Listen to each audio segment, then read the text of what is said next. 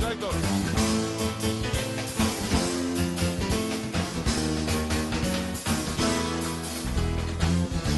Asomando por el túnel, dominando la emoción,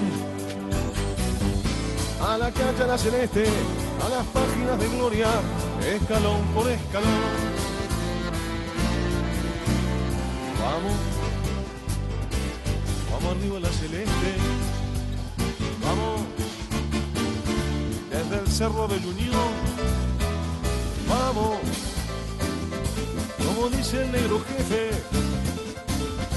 los de afuera son de palo, que comience la función, vamos, vamos, vamos, vamos, vamos, vamos, vamos arriba la celeste, vamos, la de ayer y la de hoy, vamos, que la copa está preciosa, la tribuna la reclama, Uruguay que no orinó, vamos, vamos, vamos, vamos, vamos arriba, vamos arriba, vamos arriba la celeste. Vamos, vamos, vamos, desde el Cerro de la Unión. ¡Vamos! ¡Vamos arriba la celeste! ¡Vamos arriba la selección de la República Oriental del Uruguay! ¿Cómo está, doctor? ¿Qué tal, comandante? ¿Bien? Bien, ¿cómo es la rivalidad entre Argentina y Uruguay? Si juega una final del mundo Brasil-Italia, ¿usted quiere que gane Italia? Sí. Si juega Uruguay-Italia, Uruguay. seguro, ¿no? Sí, claro. Bien. Pero los uruguayos no quieren mucho a los argentinos. No, pero en fútbol ellos tienen igual una rivalidad fuerte con Brasil. Mire, yo jugué mucho contra uruguayos en el Uruguay. En la playa jugábamos. Pucha, y nos daban paquete. Ah, pero los uruguayos le dan a todo. Entonces no se lo tomen personal porque... Nada.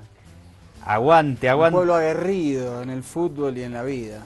Aguante el pueblo oriental. ¿Por qué arrancamos hoy? Porque hay un dato muy interesante que nos llega desde el Uruguay, que viene rebotando en los medios estas últimas horas. Sí. Efectivamente, Uruguay obtuvo un triunfo resonante que me parece que siente un precedente internacional de suma importancia, y es que ganó un juicio en realidad contra la tabacalera Philip Morris. Obtuvo $7 millones en este litigio. Hace unos años esta tabacalera le inició un juicio por $25 millones al Estado uruguayo, acusándolo de tener restricciones excesivas al tema del consumo del tabaco que no existían en ningún otro país del mundo. ¡Ja, ja! Hacia eso vamos, hacia esas sociedades vamos, y claro que hay una batalla muy fuerte de intereses entre las grandes tabacaleras y en este caso el Estado de Uruguay. Vamos a ver la tapa del día ya mismo. Avanti.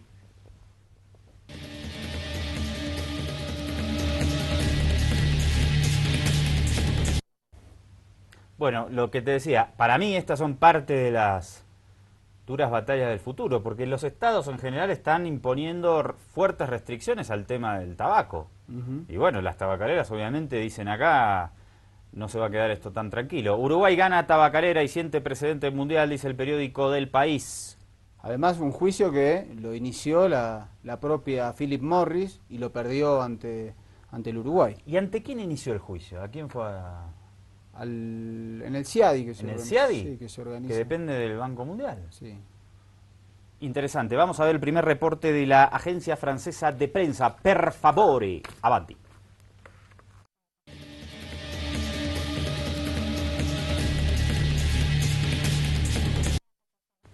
Esa es la tapa, es el que sigue, por favor, adelante. Sí.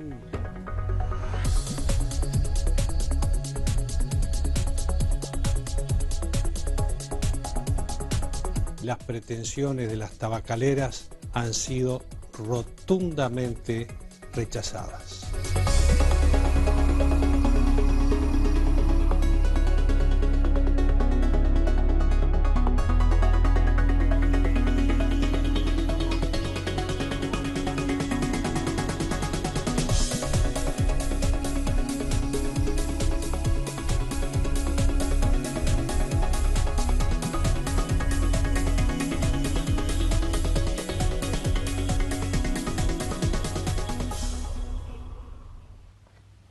Vamos a la siguiente declaración de Danilo Astori. Gobierno destinará 7 millones de... Los 7 millones que le ganó los van a destinar a las jubilaciones de los uruguayos. Dale. Los detalles de la implementación de la canalización de esos recursos hacia las pasividades mínimas las vamos a estudiar inmediatamente junto con el Ministerio de Trabajo para traducir esto en cifras concretas, ¿verdad?, de incremento de esa pasividad mínima. La medida en que se tuvo este resultado positivo de parte de Philip Morris y como consecuencia de los resultados del juicio, nos pareció a todos, reitero, a propuesta del presidente y por unanimidad en el Consejo de Ministros, que este podía ser el destino, digamos, más positivo que podíamos dar a esos recursos.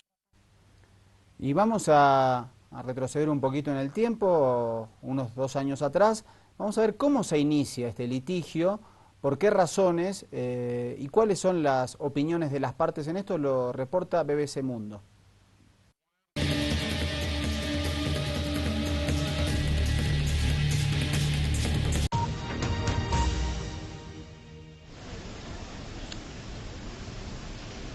Puede que Uruguay sea uno de los países más pequeños de América, pero está dispuesto a liderar una guerra mundial contra el cigarrillo. Ya tiene algunas de las políticas antitabaco más restrictivas del mundo. Las leyes y campañas antitabaco parecen estar teniendo un impacto en Uruguay, donde en los últimos 10 años la venta de cajetillas se ha reducido en un 30%. Pero la mayor compañía tabacalera del mundo, Philip Morris International, parece estar viéndolo de una manera muy diferente. La compañía reclama a Uruguay 25 millones de dólares por el daño que dice haber sufrido con 2 de las medidas. La primera, la de cubrir el 80% de los paquetes. La segunda, no permitir que se venda tabaco bajo la etiqueta de light, mentolado y otras denominaciones. Estas medidas van más allá de las regulaciones del tabaco promulgadas en prácticamente todos los países y no se ha demostrado que reduzcan las tasas de tabaquismo. Tampoco hacen nada para resolver y podrían incluso promover la proliferación de cigarrillos del mercado negro. Pero médicos especialistas como este cardiólogo que lidera la lucha antitabaco en el país creen que la compañía tiene otros motivos. Atacar a Uruguay fue una decisión estratégica para escarmentar al resto de los países de la región, pero también de otras partes del mundo, en especial no desarrollados, para que no implementasen medidas similares a las que estaba implementando Uruguay en ese momento. Sin embargo, Philip Morris asegura que únicamente busca una compensación justa por los daños causados por estas medidas. Daños ocasionados, según la compañía, por la decisión de Uruguay de ignorar sus compromisos con inversionistas. Carlos, un profesor de 67 años, acaba de ser operado del corazón. Fumó una caja al día durante casi 4 décadas. ¿Cuánto respiré? Muchos años no me di cuenta que me haría mal, pero después empecé a sentirme con problemas cardíacos, con problemas de eso que tuve arritmia, y fue cuando me dijeron que bueno, que el cigarro era que me estaba matando, ¿no? Soñaba que rompía las cajas de cigarros y las tiraba. Según las autoridades, las actuales medidas no son suficientes. Ahora apuntan a mayores restricciones a la publicidad, aunque se encuentren, dicen, con el rechazo de las tabacaleras. No puede haber ningún tribunal que en el sentido de priorizar derechos no priorice el derecho a la vida y la salud sobre el derecho al comercio y a la industria y el trabajo. En ese sentido, pues, estamos absolutamente tranquilos con respecto a que esta demanda que la empresa Philip Morris ha hecho definitivamente va a ser favorable al gobierno uruguayo. La decisión del Centro de Arbitraje Internacional donde se dirime esta disputa puede tardar años en llegar, pero ya se ve como una lucha entre David y Goliat, una batalla que podría definir el futuro de las políticas antitabaco en todo el mundo. Desde Montevideo, Ignacio de los Reyes, BBC Mundo. Está el reporte de la BBC de Inglaterra. Yo digo, estaba pensando, Mariano, si el tabaco, y no es la primera vez que lo hablamos, pero hace mucho que no tocamos el tema, si el tabaco y el alcohol son legales, la marihuana tiene que ser legal. Yo legalizaría absolutamente todas las drogas. Yo no me animo a decir que legalizaría la cocaína o la heroína. Sería un duro golpe, obviamente, para los comerciantes ilegales. Es por eso que no la... En realidad porque el negocio se basa en la prohibición y la clandestinidad. Pero esas... No se puede cercenar las adicciones de los seres humanos. Entonces hay que regularlas. Y con esa regulación se permite que muchos de ellos no mueran ni de sobredosis, o por falta de conocimiento al uso de ciertas drogas, o por el uso de drogas adulteradas o jeringas. Entonces me parece que la vía es esa. Y que la CIA no gane plata por atrás para hacer guerras en distintas partes del mundo. De paso. Yo creo que tiene que ver como el aborto. Es decir, uno no quiere decir que la despenalización implique el estar de acuerdo con esa medida. El impulsarlo. El impulsarlo, pero despenalizar las drogas, despenalizar la punición para los abortos haría que se salven miles de vidas, porque son cosas que no van a dejar de hacerse. La punición no hace que la gente deje de drogarse, o aquellas personas que así lo decidan, porque las mujeres deciden sobre su cuerpo y su derecho, decidan interrumpir un embarazo. Estoy 100% de acuerdo con esa mirada, pero yo pensaba en otra mientras observaba la nota, que es claro que la nicotina es más dañina para la salud que la marihuana. Claro. Y que quien vuelve borracho a su casa generalmente comete actos violentos que no lo hace quien se fuma 2 o 3 porritos en una esquina, bajo ningún punto de vista. Induce mucho más a la violencia el alcohol que un cigarro de marihuana. Entonces, más bien el tema del alcohol habría que empezar a pensarlo más seriamente. Quisieron ilegalizarlo en una época en Estados Unidos y les fue horriblemente. Con la famosa ley seca. Sí. Y bueno, ahí el negocio prosperó también de una manera... Porque lo que vale 1, si eso es clandestino, después en el mercado negro vale 5, 10 y es un negocio. Ahí está, el prohibir las cosas no termina funcionando nunca. Bueno, vamos al tuit del día, por favor. Tiene que ver con una noticia que te mostrábamos el día lunes, ¿no? Sí. El día lunes. Vamos al tuit del día, dale. Poneme la característica.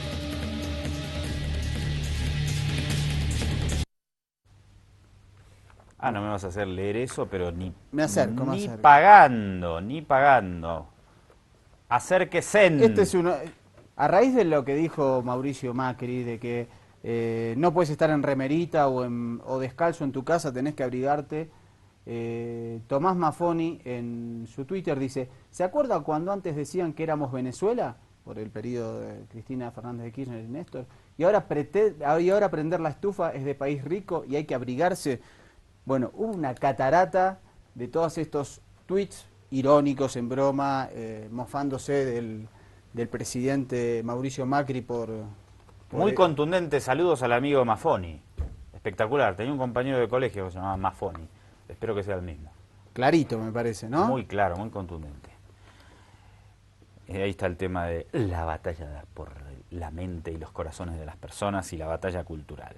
A propósito de la batalla cultural, los argentinos salen a bailar tango para protestar por las subidas en las tarifas. ¿Quién reporta otra vez? La AFP. Cuidado que la AFP es la agencia francesa de prensa, no es ahí donde usted tiene que ir a pagar su... La FIP. No, los aportes patronales las y jubilación. AFPs. Esas son otras. Vamos.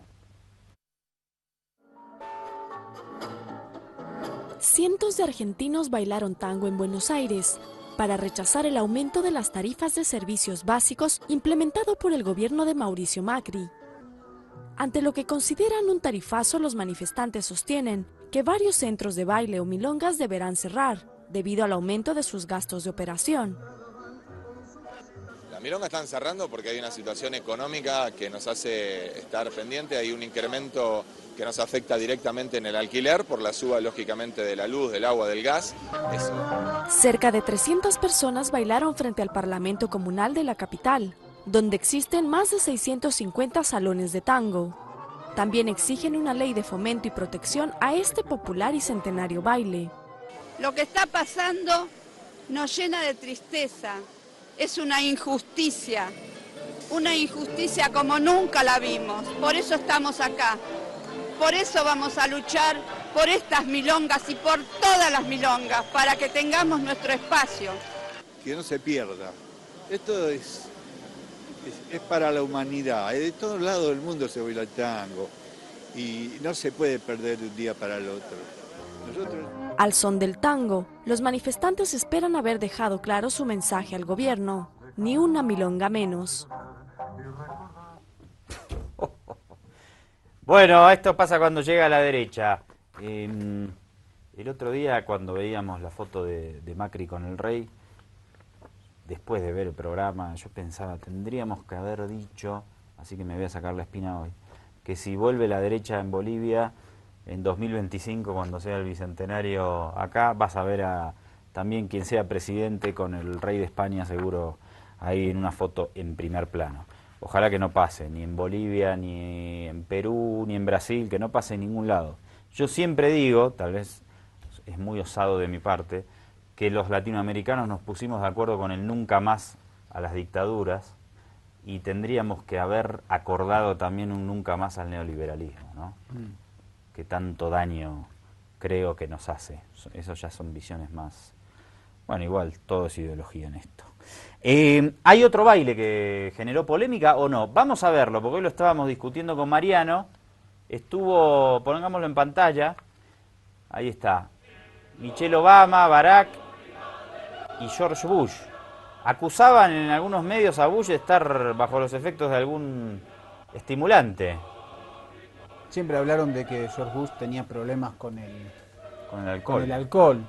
En este caso, este evento es el día martes en Dallas, en homenaje a los 5 policías asesinados por un hombre de raza negra, enojado y perturbado por los constantes asesinatos de afroamericanos por parte de la policía blanca. Lo que yo veo es que Obama lo mira como diciendo, quédate un poco tranquilo. Pero parece que Obama en realidad le dice a Michelle, le dice, bueno, nada, no le des mucha bola. Che, pero se lo ve raro a Bush. Es Bush, ¿no? Parecía Bush padre, está un poco avejentado, pero es George W. Bush. ¿Qué le pasó? ¿Le pasó un tren por encima? Sí, los años. Yo creo que igual, me parece que nada. Es imposible afirmar. ¿Qué cosa? Que estuviera bajo los efectos de algo. Estaba, bueno, cantando una canción tradicional de los Estados Unidos en ese marco. Bueno. ¿Lo vio las fotos que salieron de Paul Gascoigne, del ex astro? Sí, es terrible. Él ha tenido una batalla durísima con el alcohol y la ha perdido. Ahí está justo lo que hablábamos. La ha perdido claramente. De la adicción al alcohol, ¿no? 49 años tiene, salió desnudo de su auto. No, perdió a su familia, además, su familia como que se ha cansado un poco de... Otro día vamos a poner en algún tercer bloque las imágenes de Gascoigne y sus videos de jugador. Además tiene 49 años. Un jugadorazo. Espectacular. Sí. Otro día vamos a tratar ese tema. Ahora vamos a hacer un corte y al regreso hay más. Dejo con los medios como siempre y como nunca a la vez. No te lo pierdas.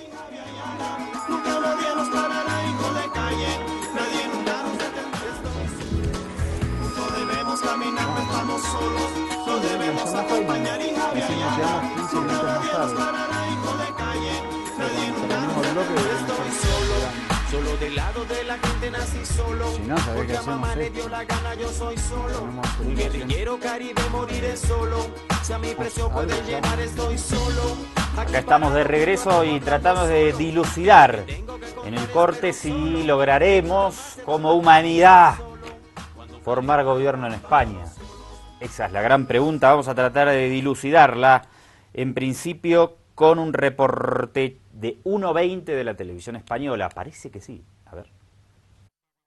Rajoy mantiene sus plazos, asegura que podría haber gobierno a finales de julio o, más probablemente, dice, a comienzos de agosto. En principio, aceptará el encargo del rey, pero por primera vez contempla otro escenario.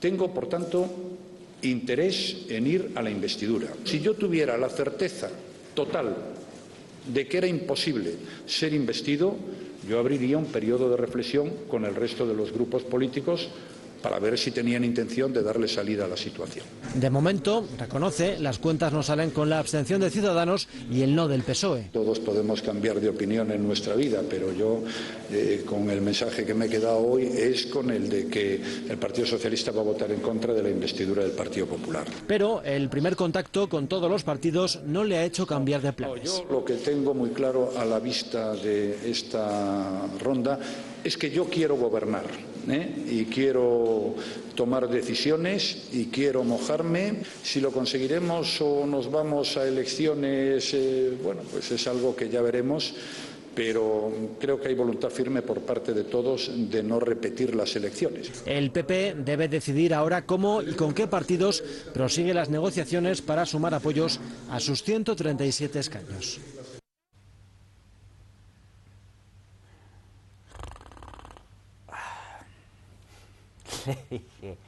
Le dije que no pongamos más noticias hasta que no haya un gobierno. Y seguimos en la misma. ¿Qué dice Pedro? Esto es impresionante. Hagamos una cosa, los bloques informativos de España, póngalos de los que hicimos en enero. Sí, más o menos, ¿no? Y ya está, es lo mismo. Hay unos matices igual. Hay matices, Sí, hay matices. Pero muy poco. Bueno, no tienen que hacer un gobierno sí o sí, no le queda otra. Si no, vamos a ir, ojo con los medios, hasta Madrid a pedirle de rodillas al rey, como hizo el ministro de Economía de Macri, Pratgay, a que se haga cargo del gobierno o delegue a la infanta Cristina, que tiene unas causas de corrupción espectaculares, para que se haga cargo de eso. ¿Qué dice Pedro Sánchez, que salió segundo? Adelante. El líder del PSOE se mantiene en el no a Rajoy, por tanto sin sorpresa, salvo el añadido a día de hoy. A día de hoy, el Partido Socialista se reafirma en su voto contrario a la investidura del señor Rajoy como presidente del Gobierno. Y si es a día de hoy, la pregunta era inevitable. ¿Se abstendría el PSOE in extremis para evitar unas terceras elecciones? La respuesta no cierra la puerta. Tiene un camino que recorrer el señor Rajoy, de 137 a 176. Y entre ese 137 y 176 no puede contar con el Partido Socialista. Nosotros votaremos en contra. El secretario general del PSOE ha insistido, es el tiempo de Rajoy, tiene el derecho y el deber de ir a la investidura y sugiere al presidente en funciones que sume a sus afines. Entre ellos incluye Pedro Sánchez al Partido Demócrata Catalán. El Partido Socialista estará en la solución. Y, en consecuencia, hay que respetar los tiempos y los plazos. Y el Partido Popular y el señor Rajoy tiene que articular esa mayoría suficiente parlamentaria para poder garantizar un gobierno estable. Y no ha contestado ni sí ni no a la posibilidad de presentar su investidura si Rajoy fallara. Y Pedro Sánchez, el líder del Partido Socialista, dice que no, pero se ve que hay algunas rupturas, algunas grietas en esa tienda política, porque el presidente del PSOE en Castilla-La Mancha piensa bastante diferente que su líder. El coche ya no puede ir solo y aunque necesita uno que lleve el volante, porque el volante solo lo puede llevar uno, y yo creo que está muy claro que tiene que ser Rajoy, ciertamente el coche como tal no puede ir solo con el volante. Y en este reparto de mandos, finalmente yo creo que todos tendremos que asumir nuestra responsabilidad. Susana Díez es una máquina de hacer política que además le pone corazón. Y encontrar una máquina con corazón es muy útil en política. Y a esta hora yo me pregunto qué van a hacer los compañeros de Podemos, de Ciudadanos, perdón, la agrupación de Rivera, dale. La decisión la ha tomado la Ejecutiva por unanimidad y sin negociar nada a cambio. Ciudadanos votará que no en una primera votación porque dicen no comparten el proyecto de Mariano Rajoy, sin embargo se abstendrían en una segunda por responsabilidad. Este cambio de estrategia se debe, según Ciudadanos, a que España necesita un gobierno cuanto antes y que se aprueben reformas, entre otras cuestiones los presupuestos generales del Estado y el techo de gasto. Durante la rueda de prensa, Albert Rivera ha evitado pronunciarse sobre si estaría dispuesto a cambiar esa abstención por un sí en el medio-largo plazo. Lo que sí ha hecho es pedir responsabilidad al resto de partidos políticos, especialmente al PSOE. Creo que España lleva prácticamente... Si tenemos que escoger entre bloquear España o que España se ponga en marcha, queremos que España se ponga en marcha. Y para que España se ponga en marcha, los partidos políticos tenemos que ser responsables. Le toca mover ficha al Partido Socialista, le toca mover ficha a otros partidos de la oposición. Solo con una abstención en segunda vuelta de otros partidos se pone en marcha la legislatura. E insisto, ojalá todos los partidos hagan lo que hemos hecho hoy, que es pensar en tus votantes y defender un proyecto alternativo e independiente del señor Rajoy, pero también pensar en España y no bloquear el país. Y obviamente la agrupación Podemos de Pablo Iglesias, que obtuvo el tercer lugar en las elecciones del 26 de junio, le tiende la mano al Partido Socialista. Dice que aún hay opciones de un gobierno progresista. En las voces dicen eso, quizás sus gestos dicen otra cosa. Dicen que van a decir que no a Mariano Rajoy, pero lo matizan con un de momento. Además, después dicen que van a estar en la oposición, pero que van a formar parte de la solución. Es decir, que no nos queda muy claro qué va a hacer y, como ya llevamos muchas semanas diciendo, es el Partido Socialista el que tiene la clave para ver qué gobierno se va a formar o también, en su caso, para abocarnos a unas terceras elecciones. Francesc Homs ha reiterado su negativa a apoyar a Mariano Rajoy y ha ofrecido los votos de convergencia a Pedro Sánchez para que conforme una mayoría alternativa. Cree que si el líder socialista no mueve ficha, se va camino de unas terceras elecciones. Por favor, mis amigos de la televisión española, si me pueden explicar un poco cómo podrían ser las posibilidades para conformar gobierno. A ver. De momento, solo Coalición Canaria con un diputado ha mostrado disposición a apoyar la investidura de Mariano Rajoy. Las cuentas no le salen al candidato del Partido Popular. En la primera votación necesita mayoría absoluta, 176 escaños. De momento tiene 138, contando con los nacionalistas canarios. En la segunda le basta con más votos a favor que en contra, pero tampoco suma. 138 síes, 180 noes y 32 abstenciones de Ciudadanos. Rajoy necesitaría que otros 43 diputados se abstuvieran. Esto es lo que pasaría hoy si hacemos caso a lo que han dicho los partidos. En cuanto a fechas, solo hay una segura: el 19 de julio se constituyen las Cortes. Después, todo lo demás son hipótesis. No sabemos cuándo llamará el Rey a consultas a los portavoces, ni cuándo convocará el presidente del Congreso el debate de investidura. Si fuera la primera semana de agosto, como quiere Rajoy, y no saliera elegido, los plazos empezarían a correr hacia una nueva cita con las urnas, el 27 de noviembre. Usted me reclamó ayer que tenga mayor lucidez sobre algunas cositas que yo no entiendo en estas cuestiones políticas. Y no le hice caso. A ver si usted me explica qué va a pasar. A ver, voy a empezar yo. Dale. Rajoy primero y sumando los votos del cuarto, Albert Rivera. No le alcanza. No, le da 169 votos. Necesita 176, se suma el de Coalición Canaria, por lo tanto están a 170, es decir, a 6 votos de la investidura en primera vuelta. Pedro Sánchez, que salió segundo, y Pablo Iglesias tercero, se juntan. Sí. Tampoco les alcanza. No les da. Pero sí les dan esos dos grupos, más los grupos regionales, algunos con ideas de autodeterminación en Cataluña, en País Vasco, en Galicia. Pueden frenar la investidura porque tienen 180 votos. ¿Y por qué no lo hacen? Ya de una. Porque el PSOE no puede juntarse con esos partidos soberanistas. Está. Ahora sí, se une en la primera hipótesis Rajoy con Rivera y el PSOE se abstiene, como esos votos no suman, ahí sí le alcanzaría. Sí, ni aunque se abstuviera el Rivera le alcanza, ya con solo la abstención del PSOE. Pero el PSOE dice que no se va a abstener. No, pero mostrábamos hoy un líder, en este caso de la zona de Castilla-La Mancha, diciendo ya está, hay que dejar gobernar y si queremos ser oposición, seamos oposición, asumamos esto, pero dejemos que el PP, que fue el primero, gobierne. Y esto me parece que pone en duda, hay sectores, el liderazgo de Pedro Sánchez y otros sectores de los viejos varones del Partido Socialista como Felipe González son partidarios incluso de una gran colisión, ni siquiera que se abstenga el PSOE, sino que vote a favor. Que el que salió segundo vote a favor y se unan una gran coalición con el PP y el Ciudadanos. Y Ciudadanos, exactamente. ¿Puede ser? Parece que no, porque el PSOE está muy dividido. El tema es qué pasará entre lo que dicen los varones, lo que dice Pedro Sánchez, lo que dicen algunos líderes regionales. Bien. Si no, hay que votar, le cuento, el 27 de noviembre. Con lo cual... ¿Votar qué? La tercera elección. No, Sí, puede pasar. Con lo cual pasaría un año, casi un año, entre la primera elección y la segunda. No, eso es imposible, se lo digo desde... Lo mismo que me trata de explicar Mariano, yo se lo traté de explicar a un perro que tengo en casa, tiene un vecino cerca, hoy me puse a hablar con él y le quise contar lo que pasaba en España, así reaccionó. Tiene medio cuerpo fuera del balcón y está encajado entre los barrotes. Los vecinos tratan de llamar su atención para que el animal desista.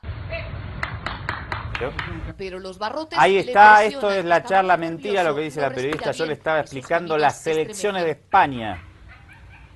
Y mire, cuanto más le explica, más desesperación tiene el perrito. Y siempre está en el balcón. Pero esto es, vamos, criminal lo que le han hecho. Se oyen las sirenas de los bomberos que ya están cerca. ¡Ay, Dios, de que se cae! Pero el can ya no aguanta más y se lanza al vacío desde el tercer piso. La imagen impresiona, pero tiene un final feliz. No lo vemos, pero los vecinos habían extendido este toldo para que frenara el impacto. Rebotó contra él y después con una mesa. Tenía una elevada temperatura corporal el animal, se le duchó, se le dio de beber, se le dio de comer. Ahora el can se recupera en una protectora de animales. Se ha abierto diligencias Ahí penales. está, no se puede entender nada y así reaccionan hasta los perros, bien. Estaba en llamas, pobre perrito, no podía más. Bueno, qué complicado este tema. Vamos a hacer un corte, por favor, aquí mismo y ahora. Y regresamos en unos minutingos nada más. No te podés perder el broche de oro. Vamos a hablar de algo muy interesante. Ojo con los medios. Solo del lado de la gente nací solo, porque a mamá le dio la gana, yo soy solo. Un guerrillero cariñoso, juntos debemos caminar, no estamos solos, lo debemos acompañar y Javier. Bien, recibimos esta noche en los estudios de Ave Ayala y en Ojo con los medios a dos investigadores. Te anticipábamos un poco en el programa de ayer los Bolivia Leaks que van a salir publicados, ya están publicados, pero va a ser la presentación pública enseguida. Allí está Fernando Torres Gorena mostrándolo a la cámara. Vamos a pedir que lo haga de manera exclusiva. Y al lado mío está Iván Fernando Mérida Aguilar. Compañeros, bienvenidos a Ojo con los medios. Muchas gracias. Buenas noches, gracias. ¿Cómo están? ¿Qué han investigado? Cuéntenos qué son los Bolivia Leaks. Ayer hablábamos de los Argen Leaks, de los Bati Leaks. Por fin llegan los Bolivia Leaks. ¿Qué descubrieron, chicos? Bueno, buenas noches, Andrés. Muchas gracias por este espacio. Queremos anunciar la presentación del libro Bolivia Leaks. Se va a llevar a cabo el día de mañana en la vicepresidencia. Vamos a presentar esta publicación, que es el resultado de una investigación de 4 personas, 4 investigadores, que revisaron cientos, bueno, miles de Wikileaks, de cables, generados tanto por la Embajada de Estados Unidos como por el Departamento de Estado de los Estados Unidos. El libro está dividido en 4 capítulos. El primer capítulo yo lo escribí titulado La política del palo y la zanahoria, mecanismos de presión y persuasión de Estados Unidos sobre Bolivia durante el periodo 2006-2010. ¿Hubo zanahoria en ese periodo? Bueno, sí, tomando en cuenta de que había el anuncio de que Bolivia podía acceder, por ejemplo, a beneficios de la cuenta del milenio o también a las preferencias arancelarias de la TPDA y también a otro tipo de estímulos, si vale, como zanahoria, estímulos económicos o ayuda económica para planes de desarrollo. Sin embargo, como es conocido y a través de los cables podemos evidenciarlo, esta zanahoria luego se cambió por palo, ¿no?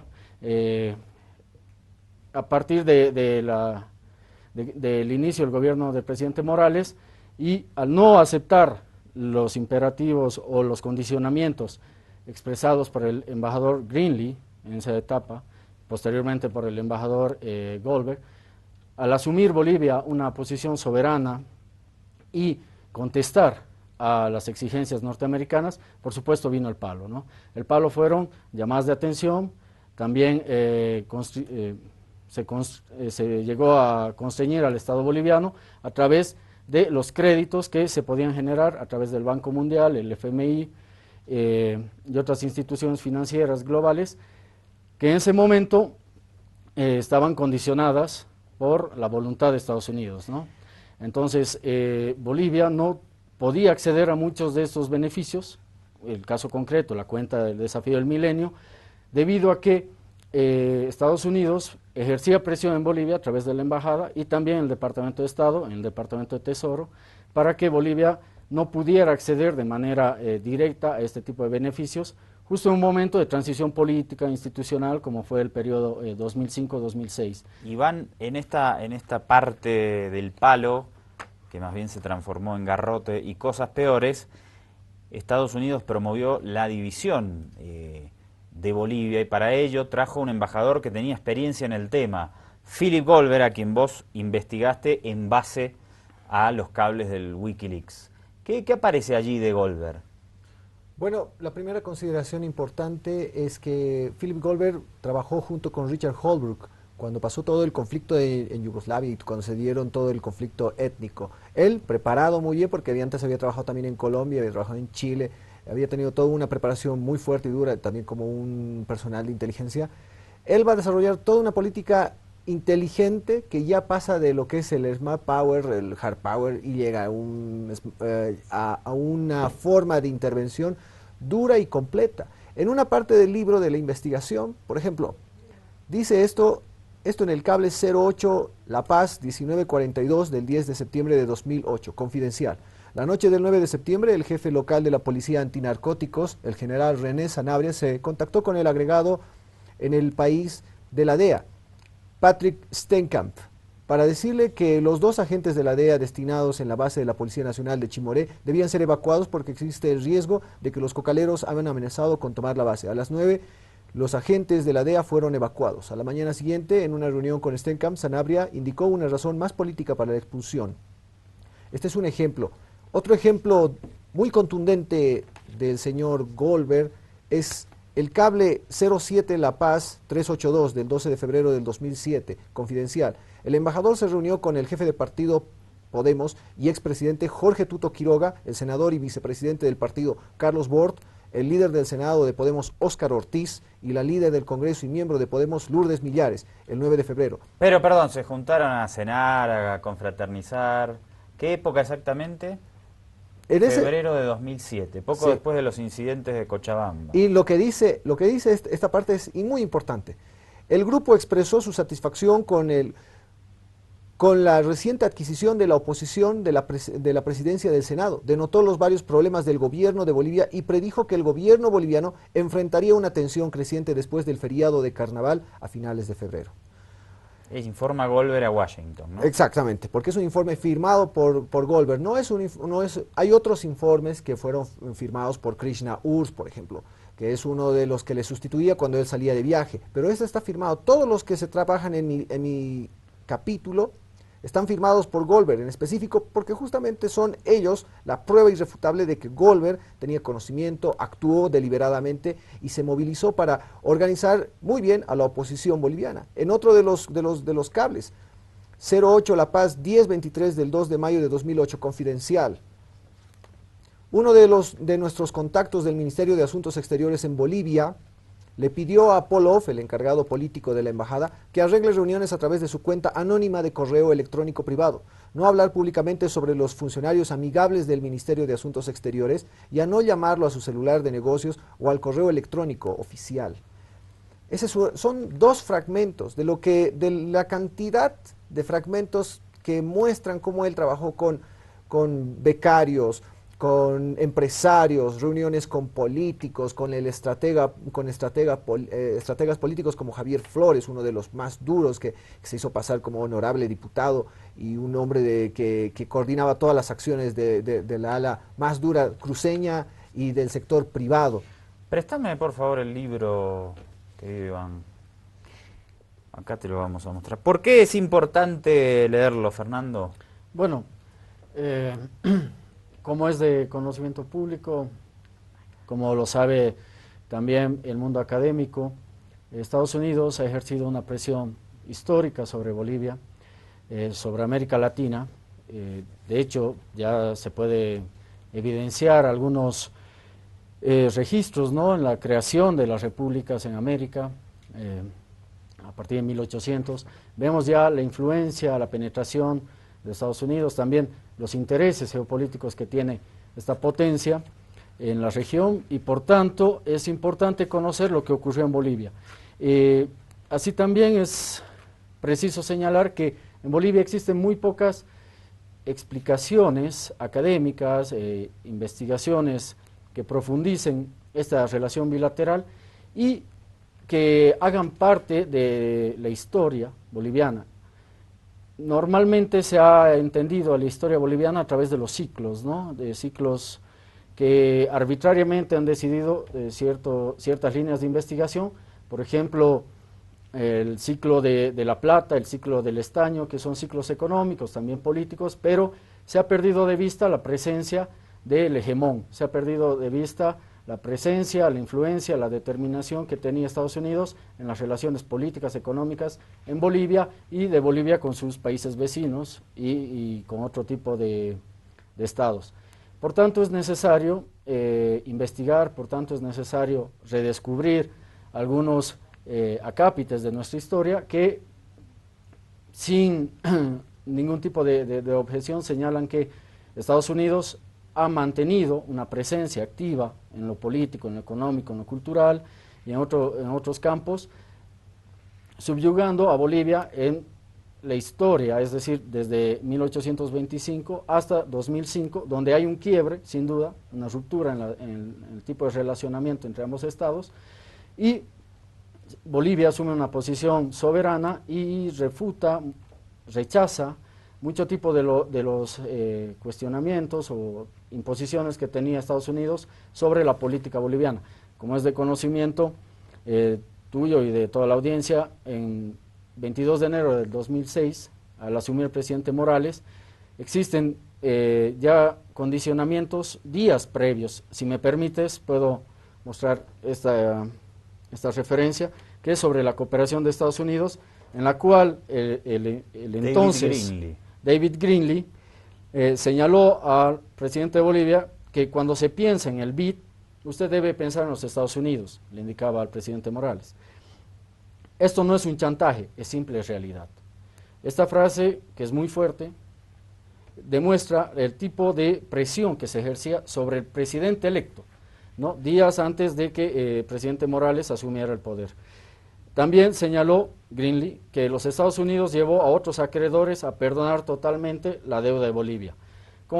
Este es un ejemplo mediante el cual podemos observar que Estados Unidos históricamente ha controlado las instituciones financieras y por tanto ha condicionado también la ayuda que podía recibir Bolivia en ese periodo nuevo, de mucha expectativa, cuando asumía el presidente Morales la presidencia de la entonces República, posteriormente Estado Plurinacional. Y de la Segunda Guerra Mundial para acá ha manejado como títeres a los gobernantes bolivianos. Acá hay un cable, por ejemplo, que agarré de casualidad, Doria Medina, 23 de enero de 2007. Samuel Doria Medina solicitó a la embajada tener un bajo perfil, que la embajada tenga un bajo perfil, que actúe de manera inteligente, y le sugirió al embajador Goldberg que no le dé a Morales la oportunidad de distraer a la población por los crecientes problemas internos, echándole la culpa a Estados Unidos. Cable del 23 de enero de 2007, de La Paz a Washington. Imagínese si Doria Medina fuera el presidente, ya vemos con Macri lo que sucede con las relaciones con Estados Unidos y la sumisión a esas grandes potencias. ¿Qué has ganado, Iván, haciendo esta investigación? Por ahí veo una fotito de Clinton, nos quedan 3 minutitos. ¿Por qué la fotito de Clinton? Y después contame qué significó en lo personal llevar adelante esta investigación. Clinton es el cierre de lo que sucedió con Goldberg. Cuando a él se lo expulsa, cuando se expulsa a Philip Goldberg, ella se comunica inmediatamente con la embajada y ella les va a hacer la siguiente pregunta. Eso está en el cable 09 State 94259 del 10 de septiembre de 2009, confidencial, no apto para extranjeros. Ese es el nivel más alto de seguridad dentro de los cables. Les hace las siguientes preguntas. Entre todas, ¿tiene una estrategia de elección para contrarrestar los esfuerzos de Morales en el Oriente? ¿Estás coordinando mutuamente los partidos nacionales y con los líderes regionales de oposición? ¿Están recibiendo los partidos de oposición apoyo financiero de partidarios? ¿Planean los líderes, grupos de oposición, protestar o manifestar si sospechan de fraude en las elecciones? ¿Tienen planes de abstenerse a votar o intentar fraude? Clinton, hay dos cables completamente directos como este. Todos, los dos cables tienen en su integridad este tipo de mensajes, que es el material para demostrar que Clinton no es ninguna postura más liberal de lo que sería Trump. Al contrario, Clinton implica ser una mujer inteligente, intervencionista, dura, estricta, y una mujer que si llegara a la presidencia va a intervenir Latinoamérica, va a intervenir Bolivia, va a tratar de persuadir a todos los grupos políticamente afines, a los grupos empresariales, para poder llevarlos dentro de la doctrina norteamericana. Eso es lo peligroso. El interés que yo personalmente tuve por esto es también en cierta forma a la formación que tengo como abogado internacionalista y con mi maestría en Relaciones Internacionales. Mi interés fue ver la diplomacia, pero la diplomacia desde el planteamiento crítico hacia Estados Unidos, ver qué se podía encontrar en esto. Cuando surgió el proyecto y vinieron a trabajarlo otros compañeros más, este proyecto era nuevo porque en otros países estaban saliendo investigaciones sobre los Wikileaks, estaba saliendo mucho material, había pasado ya casi 5 años y era necesario que Bolivia tuviera lo mismo. Y al encontrarlo, personalmente corroboré muchas sospechas de que la idea de la diplomacia de cóctel, la diplomacia de ir a eventos de caridad que planteaba Estados Unidos y que todo el mundo decía, pero Estados Unidos no hace nada, eso es simplemente una cabeza turco que siempre se la saca. No es así, señores. Las pruebas están ahí, los números de cables, por eso están todos anotados para que usted, si lo quiere corroborar, vaya, ponga el número de cable, agárrelo el cable, hágalo traducir, o si puede leerlo en inglés, tradúzcalo, y va a encontrar la misma traducción. Fernando, ya nos tenemos que ir. ¿Cómo hacemos para adquirir el texto y cuándo va a ser la presentación oficial? Bueno, la presentación está prevista para el día de mañana en la vicepresidencia a las 19 horas en el Salón Revolución. Para adquirir el libro, bueno, invitamos a toda la población, a todo el mundo académico interesado, investigadores, movimientos sociales, a hacerse presente el día de mañana a las 19 horas en la vicepresidencia. Ahí, después de la presentación, va a haber un pequeño debate, el cual será presentado justamente por el ministro de la Presidencia, quien es el impulsor de esta investigación. Posteriormente se va a hacer la entrega de los libros a todo el público. Cabe anunciar de que también se va a hacer la presentación en otras ciudades del interior del país. Agradecerte por estos minutos, este espacio, y bueno, a las órdenes para lo que venga después, porque este es el inicio de una serie de investigaciones que va a llevar a cabo el Ministerio de la Presidencia, justamente investigando esta relación que es muy antigua, pero a la vez muy conflictiva. Perfecto, muchísimas gracias. Aquí está el libro, lo mostramos por última vez. Invitación para que lo puedas ver y para que nos ayude un poco a pensar en todas estas historias, desde un punto de vista contrahegemónico, obviamente. Nos despedimos por este ratito y mañana te invitamos a que te reencuentres con nosotros, obviamente a las 22:30, como siempre, por el Avia Yala. Un abrazo grande, muchas gracias a Iván Fernando Mérida Aguilar y a Fernando Torres Gorena por su presencia aquí. Un abrazo a todos. Solo del lado de la gente nací solo, porque a mamá le dio la gana, yo soy solo, un guerrillero caribeño.